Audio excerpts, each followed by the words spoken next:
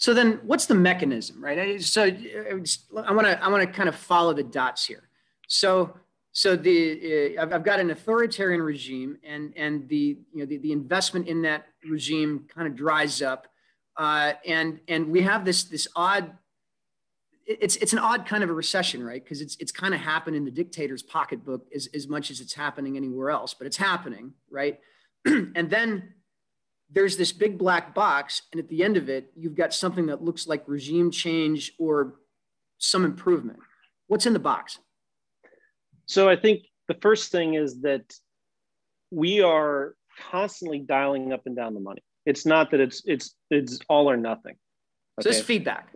There's an active feedback loop because the democracy index is based on 60 parameters, right? And if you're a dictator and you're like, hey, I'd like a little bit more money, you can tweak one parameter up and get a little bit more money. You know, if you go and oppress people in a new and novel way, you pop one parameter down, you get a little bit less money.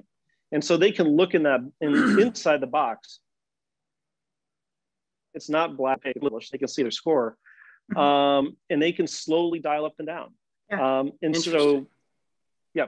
And I forgot to mention a little more detail on the Economist Index. They've been tracking every country since 2006. And those 60 indicators roll up into electoral process, functioning of government, political participation, political culture, and civil liberties.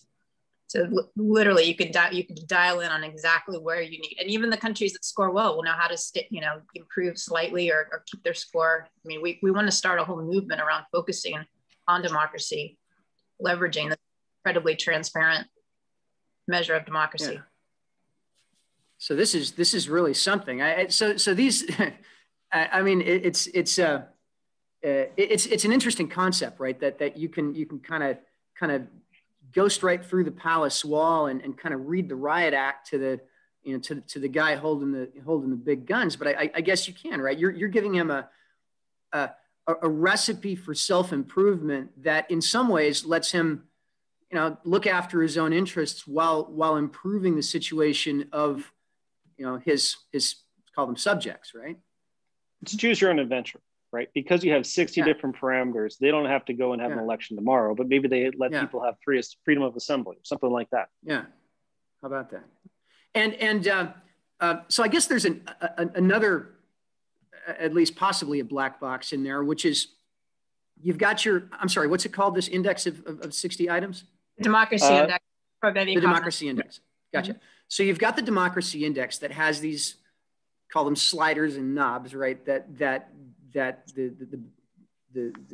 dictator can turn and push, and then you've got the result, right? The actual situation on the ground. So the index has been in place for a while.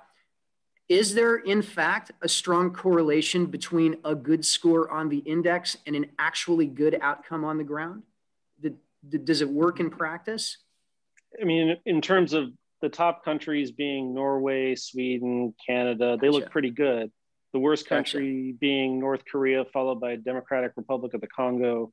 They're not really comparable to Norway and Canada. Okay, that's fair.